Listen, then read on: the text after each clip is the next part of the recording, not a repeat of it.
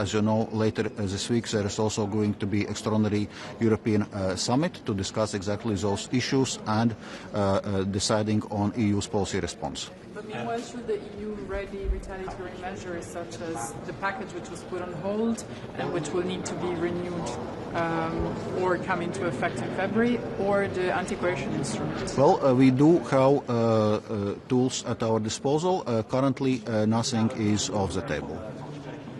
Even that this package was prepared for a different situation, and the situation since then has aggravated, are you considering taking this 93 billion package together with additional measures? Well, as I said, nothing is off the table. There are currently intensive discussions and consultations ongoing. What is the EU response in this regard? Commission threat analysis, these tensions willing to work together.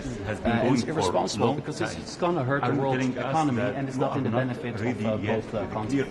So most important is well, the recent developments concerning the questions related to sovereignty of Greenland and territorial integrity of Kingdom of Denmark. It's relatively recent. Tariff threats are even more recent. So those are recent developments to which we now urgently need to take a response. Do you think that it would be a good idea to coordinate a response to this latest tariff threat together with the UK and Canada? Well, certainly we also need to work with our international partners. I'm going to discuss this here Thank you. in the Eurogroup, and I'm not going to make any public statements about that.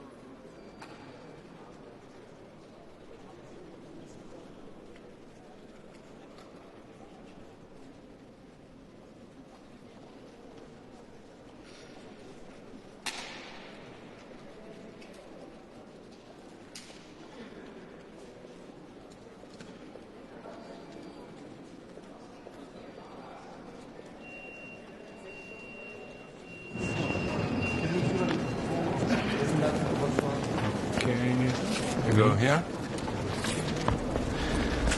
Okay, let me start by saying some words in English.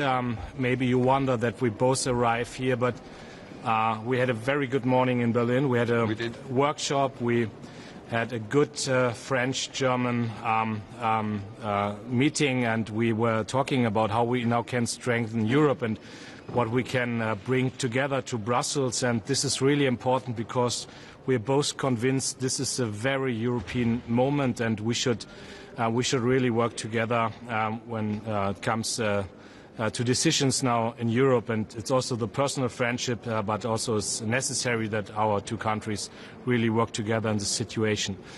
Ich würde aufs Deutsche wechseln und möchte ein paar Sätze auch zu dem sagen, was wir heute Morgen besprochen haben, was die Drohung von Präsident Trump angeht, jetzt nochmal zusätzliche Zölle für ausgewählte Länder in Europa zu erheben.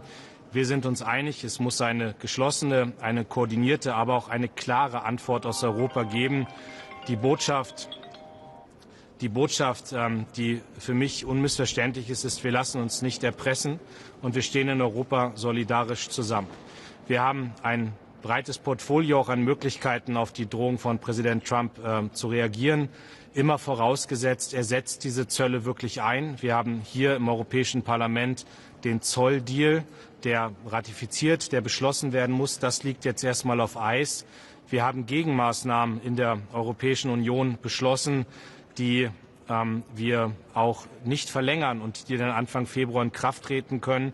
Und ich will hier sagen, wir haben auch eine wirksame Gesetzgebung auf europäischer Ebene, die wir anwenden können, wenn wir erpresst werden in wirtschaftlicher Hinsicht und die wirklich auch sehr sensible Maßnahmen enthalten kann. Und da will ich hier klar sagen, diese Maßnahmen müssen jetzt für den Fall, dass Präsident Trump diese Zölle aufrechterhält, müssen sie jetzt geprüft und vorbereitet werden. Wir wollen im Dialog bleiben mit den USA. Das ist die klare Botschaft, mit der ich auch nach Davos fahre diese Woche, mit der wir als deutsche Bundesregierung unterwegs sind. Wir wollen keine Eskalation, wir suchen keine Eskalation, aber wir sind vorbereitet für den Moment, dass sie kommt. Und dann lassen Sie mich etwas sagen, was unsere Arbeit auch bestimmt. Das Wichtigste, was wir jetzt tun müssen, ist an einer starken, einer handlungsfähigen, einer souveränen und ich sage hier auch an einer selbstbewussten Europäischen Union zu arbeiten. Da haben wir ein paar Schritte zu gehen, aber wir haben heute Morgen sehr eng uns mit der Frage beschäftigt, was können Deutschland und Frankreich jetzt eigentlich tun, um zum Beispiel die Kapitalmarktunion voranzubringen, dafür zu sorgen, dass innovative Unternehmen in der Scale-up-Phase auch wirklich unterstützt werden können durch zusätzliche Finanzierung. Das ist ein ganz wichtiges Element, wenn es jetzt dazu kommt, die Saving- und Investment-Union voranzutreiben. Wir wollen stärken den europäischen Patriotismus bei European voranbringen und auch Schutzmechanismen auf den Weg bringen. Und wir haben verabredet, dass es deutsch-französische Initiativen auch geben wird zur Stärkung unserer europäischen Souveränität, beispielsweise im Bereich der Zahlungssysteme, der digitalen Zahlungssysteme. Also konkrete Verabredungen, die wir getroffen haben. Wir kommen also mit der klaren Botschaft hier auch nach Brüssel, dass Deutschland, Frankreich, dass wir wirklich auch das Zugpferd sein wollen, wenn es jetzt um Initiativen geht, die Europäische Union stärker zu machen. Ich will auch noch die Gelegenheit nutzen, mich bei der dänischen Ratspräsidentschaft zu bedanken. Das war eine intensive, eine gute Zusammenarbeit, die wir hatten. Und ich wünsche Zypern alles Gute für die Präsidentschaft, auf uns, auf Deutschland. Aber ich darf das, glaube ich, auch sagen, auch auf Frankreich kann man sich verlassen, dass wir in dieser Zeit viel erreichen wollen. Vielen Dank. Thank you, Lars. Danke. We are living one of those moments where Europe has to be strong. Europe has to step up. As I think we both agree, we're living through uncharted territories. We've never seen this before. An ally, a friend of 250 years, is considering using tariffs. We don't like tariffs, but certainly we don't like using tariffs as a geopolitical weapon. We don't want tariffs to be weaponized, and they mustn't be so. So we had a great discussion this morning. Obviously, we're going to find ways of discussing it with our colleagues today and tomorrow. Europe has to step up.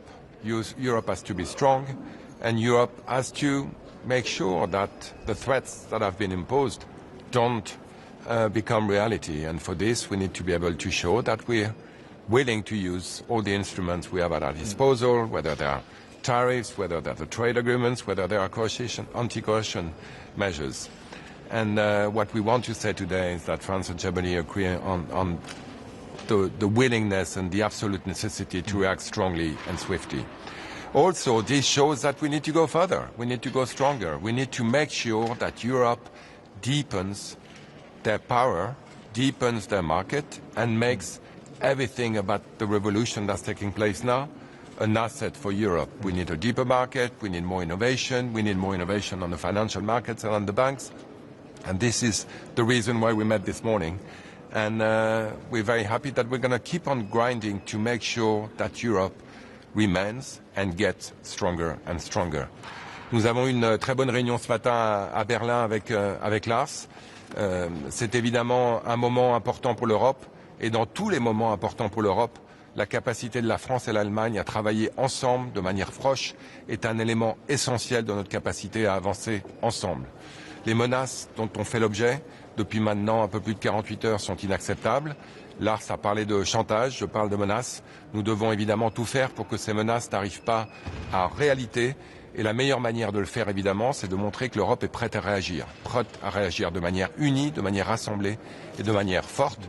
Nous avons des instruments à notre disposition, vous le savez, les accords commerciaux, les tarifs, et pourquoi pas les instruments de coercition, anti-coercition. En tout cas, les menaces qui ont été proférées sont clairement des actes de coercition. Les ambassadeurs en ont parlé hier, nous allons l'évoquer avec nos collègues aujourd'hui et demain, mais il est important que la France et l'Allemagne soient unies pour dire non, tout simplement non. Nous avons aussi travaillé en profondeur sur l'approfondissement du marché unique, l'approfondissement de la révolution technologique qui doit être une opportunité pour la France, l'Allemagne et pour l'Europe, et l'approfondissement des marchés financiers qui sont la seule manière de s'assurer que l'Europe puisse se développer de manière prospère mais aussi autonome d'un point de vue du financement. Jörg Kokis et Christian Noyer nous ont remis un rapport extrêmement intéressant. Nous souhaitons en partager les conclusions avec nos collègues européens qui vont permettre de s'assurer que la révolution technologique est une réalité en Europe, qu'elle est financée en Europe et qu'elle bénéficie aux citoyens européens. Beaucoup de travail à faire encore aujourd'hui, mais comme toujours, quand le travail est là, la France et l'Allemagne sont là ensemble pour le faire. Merci beaucoup. Sorry, one after the other. Herr Minister Klingbeil, Sie haben direkt angesprochen, das Anti-Crasht-Instrument. Ist es jetzt Zeit, es zu benutzen? Und wenn ja, über welchen Zeitraum reden wir? Wann kann das benutzt werden? Deutschland war ja eigentlich zuständig. Nein, es ist jetzt an der Zeit, unseren amerikanischen Freunden zu sagen, wir wollen keine Eskalation. Wir wollen auch viel unternehmen, um eine Eskalation zu vermeiden. Das ist die klare Botschaft. Aber wenn Präsident Trump das umsetzt, was er angekündigt hat zum 1. Februar, dann müssen wir selbstbewusst reagieren. Und da habe ich deutlich gemacht, da müssen jetzt alle Optionen für vorbereitet und geprüft werden. Und die Debatten werden weiter laufen. Bis zum 1. Februar werden wir sehen, wie die Amerikaner sich bewegen an dieser Stelle. Und insofern ist es heute noch nicht die Zeit zu sagen, das oder das. Aber wir haben ein breites Portfolio an Instrumenten und wir müssen auch bereit sein, diese einzusetzen. You have the second question. Tariffs in 10 days. Is it the position of France and Germany to retaliate? I know that you'd like to prioritize de-escalating the situation, but there needs to be a credible response. If these tariffs come into place, should there be a response to tariffs? Well, the next 8 days, every day, every minute, every hour, has to be used in order for this not to happen. If it were to happen, we've already said that we'd be able to respond. But the idea today is to make sure that we're credible enough, we're strong enough, and we're able to say no together. So this doesn't happen, and we're going to make sure it doesn't. If it does, we're going to have to do something about it for sure. Across the European Union on this? Sorry? Do you believe that there's unity across the European Union on this response? Well, discussions are taking place. As you know, there's going to be a summit of the heads of state on Thursday. The work will be done between now and then to make sure that, yes, there is unity in Europe, because this is paramount to having a strong credible response, is that we are united together. So, du nimmst dran. Okay, 2 more questions. You have the first one. Okay. Sie haben gerade selber gesagt, dass eine Option ist, auch diese Vergeltungszölle, die im letzten Jahr ausgesetzt wurden, geplant und dann ausgesetzt wurden, nicht zu verlängern. Heute wird noch keine Entscheidung fallen, haben Sie gerade gesagt, aber sieht die Bundesregierung das vielleicht als einen ersten Schritt? Ich will Ihnen noch mal meine feste Überzeugung sagen. Ich bin dafür, dass wir freien Handel zwischen den USA und Europa haben. Ich bin dafür, dass wir diese Zölle gar nicht haben. Dafür setze ich mich ein. Aber wenn jetzt als Reaktion darauf, dass wir für Grönland, für Dänemark, wo es um territoriale Integrität und staatliche Souveränität geht, dass wir bestraft werden dafür, dann ist für mich auch eine Grenze erreicht und dann müssen wir vorbereitet sein. Und Sie werden verstehen, dass ich heute nicht sage, das oder das ist es dann, aber klar muss sein, Europa muss das vorbereiten. Okay. Noch eine Frage. Was sagen Sie denn zu der Nachricht, die Donald Trump dem norwegischen Premierminister geschickt hat, die nahelegt, dass Donald Trump jetzt so darauf besteht, Grönland zu bekommen, weil er den Friedensnobelpreis nicht bekommen hat? Ich konzentriere mich auf die Dinge, wo ich auch sage, da habe ich gerade Einfluss als deutscher Politiker. Und da geht es darum, solidarisch an der Seite Grönlands und auch Dänemarks zu stehen, deutlich zu machen, die territoriale Integrität, die Souveränität darf hier nicht verletzt werden. Es geht mir sehr stark darum, und dafür bin ich Roland Lescure sehr dankbar, dass wir Deutschland, Frankreich auch in Europa uns eng abstimmen. Und darauf konzentrieren wir uns, und über den Rest wundert man sich ja dann manchmal nur. Thank you. Okay, thank you so much. Thank you so much. Thank you.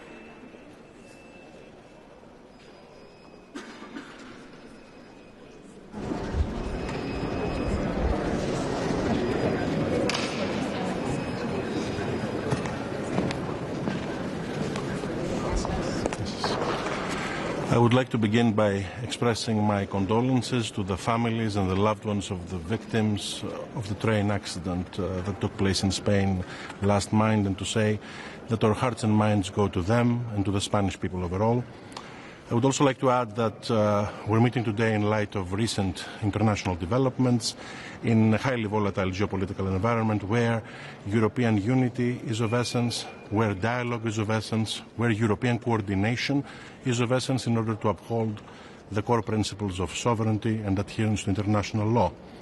This is the first Eurogroup taking place this year. We're all looking forward to that, and the first one that I will be chairing in my new capacity as Eurogroup President. And with regards to the broader policy priorities, let me begin by reiterating what I said last December, that we have convergence, we have consensus vis-à-vis what those policy priorities should be: the savings and investment union, the completion of the single market, the strengthening of the fiscal foundations of the union, the digital euro. What we will be judged upon is tangible results, and we need to deliver them with nimbleness and speed. We need to render our strategy a synonym of delivery. And I fully believe that together with my colleagues at the Eurogroup, we can collectively reflect this, see a reflection of this at the working program of the Eurogroup with a sense of respect, but also a sense of urgency. Today, we will be welcoming Bulgaria as a full member of the Eurogroup for the first time, as they joined in January 1st. This is a testament of the collective strength of the euro area. We will have the opportunity to be briefed by the Bulgarian Minister of Finance about this transition, this state of play, and how it's happening on the ground. We will discuss the euro area recommendations of 2026, the policy priorities of the Eurozone, after receiving input from the European Commission. And we will also have a brief stock take on the updates on behalf of the G7. France assumed the presidency of the G7 this year, so Minister Lescure will have the chance to update us on the French priorities. Final item on the agenda, the ECB Vice President post. We have received 6 excellent candidacies. This is an unprecedented level of interest, but I believe that we have the institutional maturity to make tangible steps starting today in order to converge towards a single candidate. Thank you so much. I'm very much looking forward to updating you on the outcome of our discussions. I will be receiving your questions at the press conference later today. Thank you so much.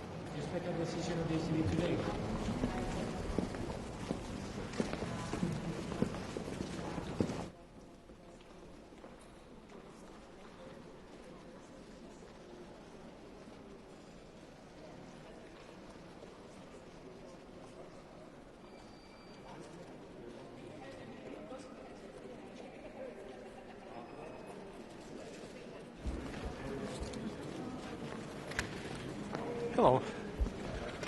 We are ready for... It's good?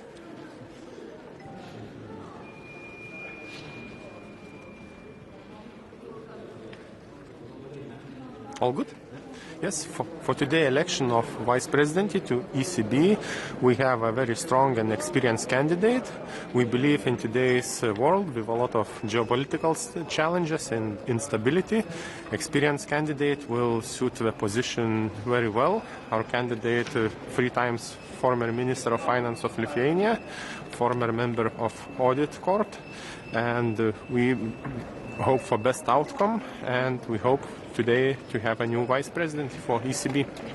Can you comment on what we've seen from the Trump administration over the weekend, this threat of tariffs on European nations and possible retaliations from the Europeans? What's the mood in terms of what the response should be from Europe?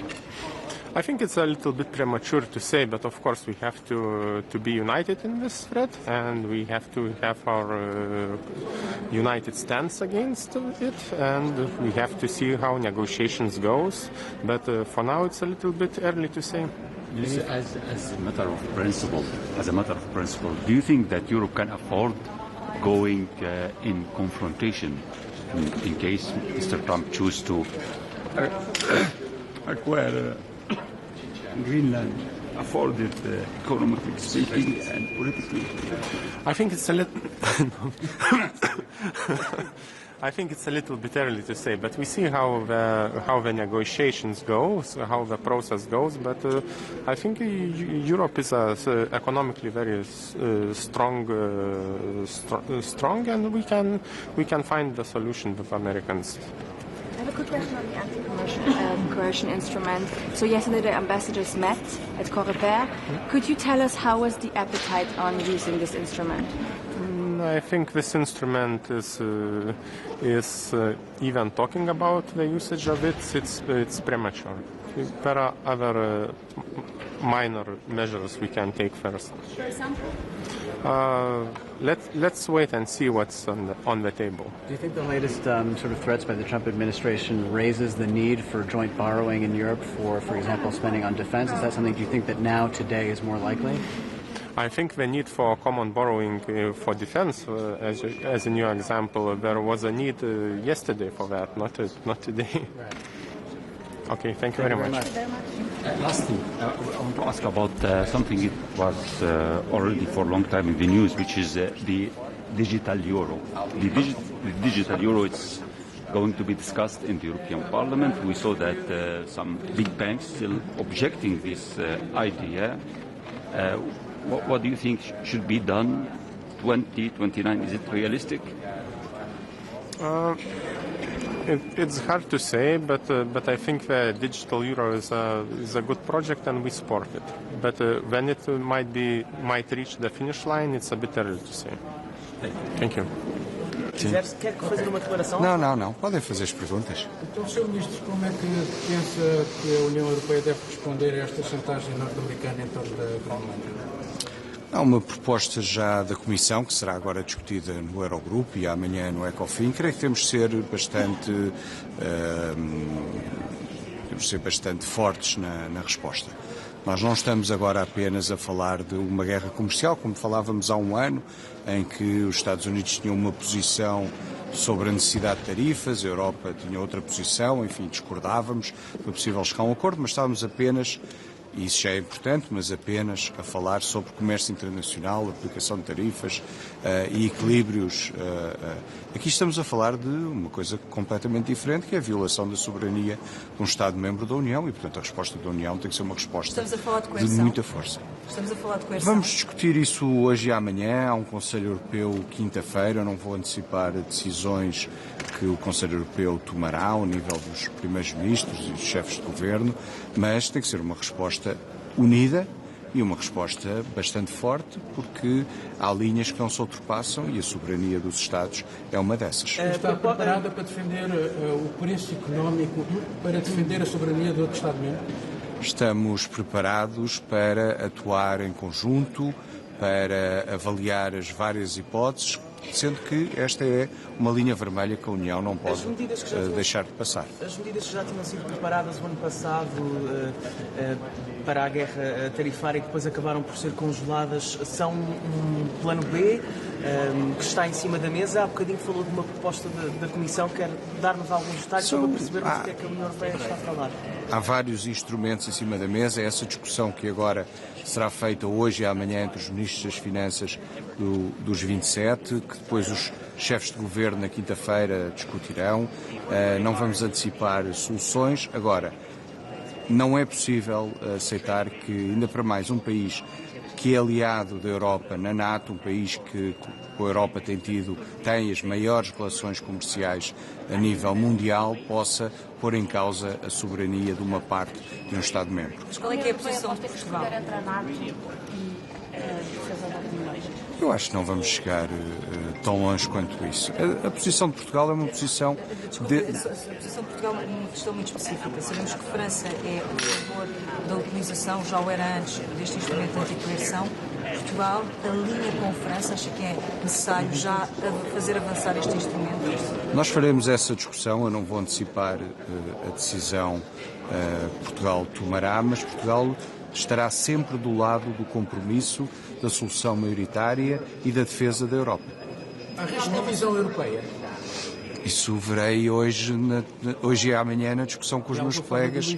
Até agora não tenho esse feedback dos meus colegas ministros das Finanças, mas veremos hoje e amanhã essa discussão. Mas a situação orçamental que permita evitar ou suportar eventuais impactos que surjam desta situação dos Estados Unidos? Portugal tem uma posição orçamental muito robusta. Nós projetámos para 2025 um superávit 0,3. Eu já disse em alguns momentos que terminaremos com superávit ligeiramente acima desses 0,3. Se retirarmos tudo o que é componentes temporários do lado da despesa, também já disse isso várias vezes, os empréstimos PRR, as decisões judiciais que têm condenado o Estado português e o suplemento que pagámos em 24 e 25 aos pensionistas, Portugal tem neste momento um superávit real próximo de 1%. Isso deixa-nos numa posição mais confortável e mais robusta para acomodar choques externos negativos que possam existir, mas que obviamente desejamos que não ocorram. Sabendo que existem alguns setores em Portugal que são mais expostos às exportações.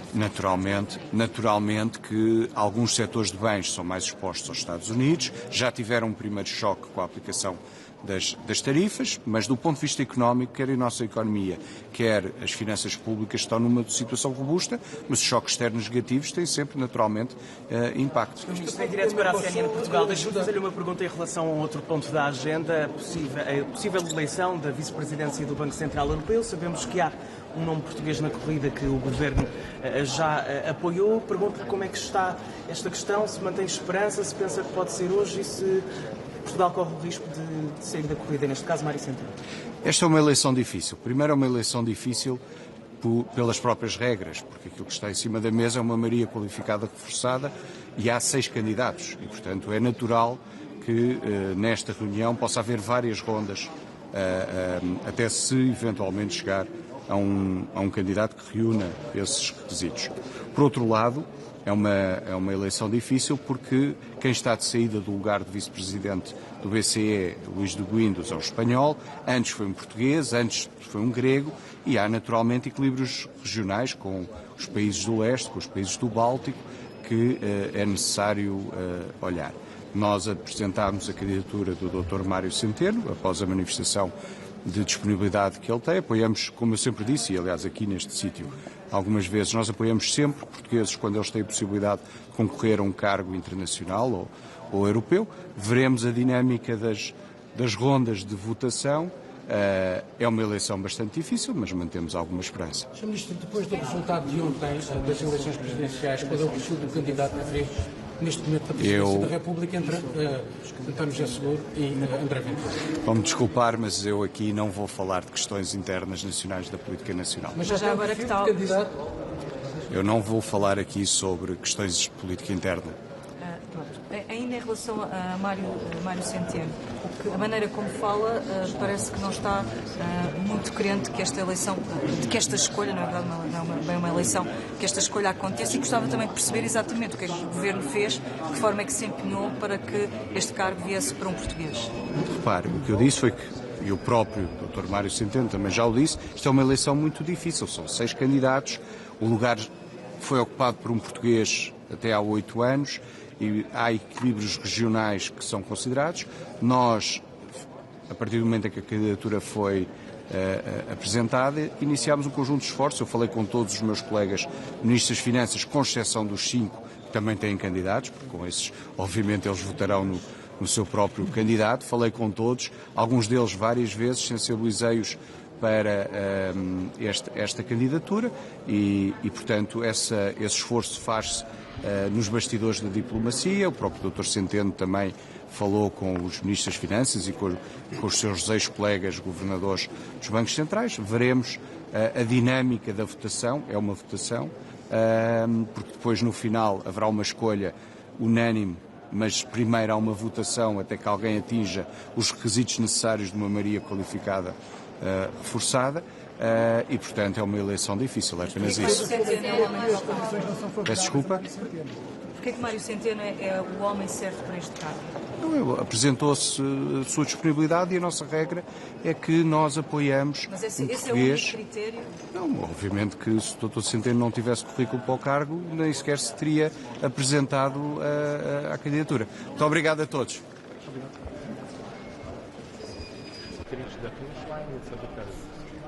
Thank you.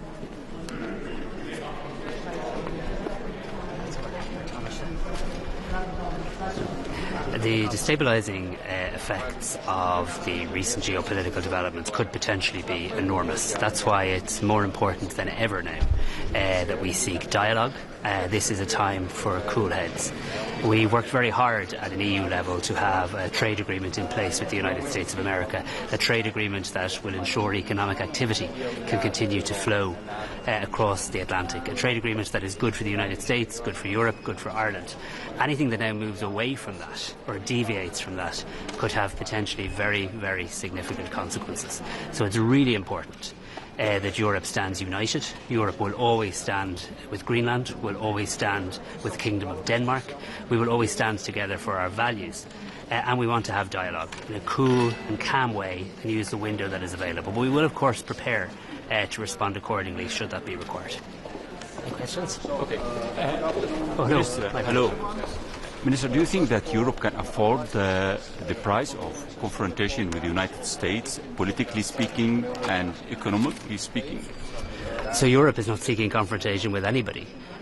Europe understands, and we understand in Ireland, that we can achieve so much more when we cooperate, when we collaborate, when Europe and the United States work together. It's good for the EU and it's good for the US. It's President Trump who in recent days has decided to threaten Europe with additional tariffs, ones that have a very significant destabilising effect. The destabilising effect could potentially be enormous. The cascading effect could be very, very significant. So now is a time for cool heads. We have worked in good faith with the US administration to put a trade agreement in place. We want to see that agreement implemented in full. We don't wish to see any deviation from that agreement. And it's very important now that we use the brief window available between now and the 1st of February to seek dialogue and to seek a way forward, but a way forward that will always see Europe stand with Greenland and stand with the Kingdom of Denmark, but also prepare for all eventualities. Thank you. Goedemiddag. Heerst hier ook bij de ministers van Financiën de spanning rondom de mogelijke oplaaiende handelsoorlog en de dreiging met tarieven? Nou, vanzelfsprekend gaan we dat hier binnen nu bespreken, want wat we nu zien gebeuren, het is onnodig, maar ook onverantwoord. Dat gaat economische gevolgen hebben, wat we natuurlijk moeten proberen te voorkomen. En dat zal onderwerp van gesprek zijn. Hoe groot is de spanning rondom het onderwerp? Nou, we voelen dit natuurlijk allemaal, omdat het juist zo onnodig is. Dus het komt ook als een verrassing. En we voelen natuurlijk allemaal dat dit ook weer handelsspanningen met zich meebrengt. En we kwamen nou net uit die fase waarin we naar meer een rustiger vaarwater kwamen. Ja, nu lijkt het er weer terug bij af zijn. Toch wordt er nu gedreigd ook vanuit Europa met bijvoorbeeld het niet ondertekenen van het handelsakkoord of het terugslaan met eigen tarieven. Wat zijn de gevolgen daarvan voor Nederland als dat doorgaat? Ik wil daar niet op vooruitlopen. Alle opties liggen natuurlijk op tafel, maar ik blijf benadrukken in deze situatie, net als vorige keer, het belang van de-escalatie. Niemand is hierbij gebaat, de Europeanen niet, maar ook de Amerikanen niet. Dus we moeten als volwassen mensen de tijd benutten, dialoog aangaan en de-escaleren. Toch wordt er gedreigd met dit. Gaat het uiteindelijk ook de Nederlandse burgers wellicht pijn doen? Moeten we daar rekening mee houden? Nou, handelsoorlog is natuurlijk in niemands belang. Daarom proberen we ze ook altijd te voorkomen. We proberen te werken naar lagere tarieven, hogere tarieven. Ja, in de eerste plaats betalen de Amerikanen die tarieven. Dus het is niet in hun eigen belang, maar het is voor de hele wereldeconomie natuurlijk niet goed. Daarom is ook weer het belang dat we gaan de-escaleren. Dank u wel. De opmerking van Trump dat hij dit doet omdat hij de Nobelprijs voor de Vrede niet heeft gekregen. Wat vindt u daarvan? Ga ik niet op speculeren. Ik heb te maken met situaties zoals die zich voordoet. Nogmaals, ik vind het onnodig, ik vind het onverantwoord. En het belang is nu om de tijd te benutten om te de-escaleren. Donderdag wordt er dan een besluit genomen op de EU-top over te volgen stappen? Nou, het is nu onderwerp van gesprek hier, de andere eurotoppen. En we doen het stap voor stap nu. Okay. Minister, you're one of the targets of President Trump at the moment for this 10% tariff that we're expecting on February the 1st. What do you think the appropriate response at this stage is at the European level, and how much solidarity is there to act as in unison? Well, listen, we see this as unnecessary and irresponsible. It's unnecessary because we are part of the same alliance, we make the same threat analysis, we are willing to work together. And it's irresponsible because it's going to hurt the world economy and it's not in the benefit of both continents. So most important is that we de-escalate, and we need to use the time ahead of us to once again try to get these tariffs off the table. And in order to de-escalate, I think what we've learned with the Trump administration, there needs to be a credible threat on the other side. Do you think that the anti-coercion instrument could be such a credible threat? Should that be on the table in terms of these discussions and negotiations? Well, at this phase, I'm not going to talk in terms of threats, but all the options, of course, are on the table. But I want to have a constructive dialogue. We need to de-escalate, and I take it from there. Okay. Can I ask you on the anti-coercion instrument? Yesterday, the COREPER ambassadors met. How was the appetite in the room to use this? I mean, France is really pushing for this. I'm going to discuss this here within the Eurogroup, and I'm not going to make any public statements about that. Okay.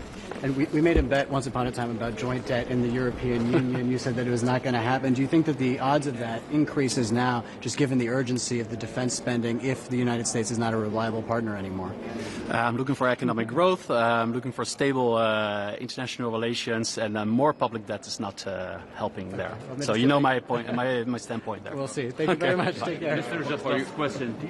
Do you think Europe, Minister, can afford this kind of confrontation with the United States, afford it, politically speaking and economically speaking? Can Europe afford this confrontation? We have to work together. That's the most important. So I want to de-escalate. Nobody's going to win in this situation, and that's my. I take it from there. Who are you planning to back for the ECB vice presidency, and do you expect a decision tonight? It can be. So we're going to have a constructive dialogue within the Eurogroup. A good candidate will come out of that, but which one is? I'm going to discuss it with my colleagues here inside. It's okay. Thank you.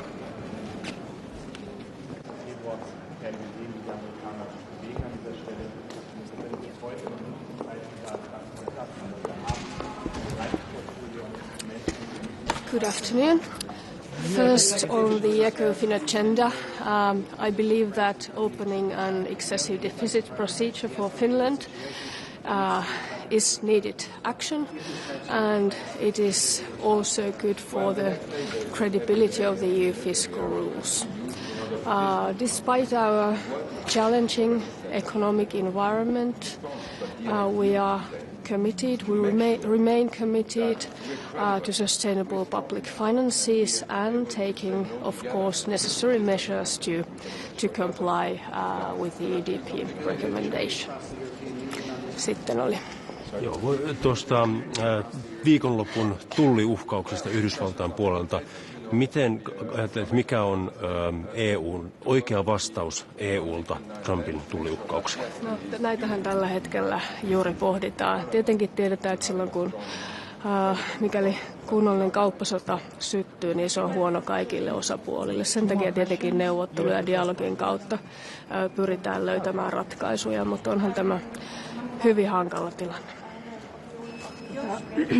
Onko Suomi valmis tähän anti-coercion instrumentin käyttöön? Keskustellaan.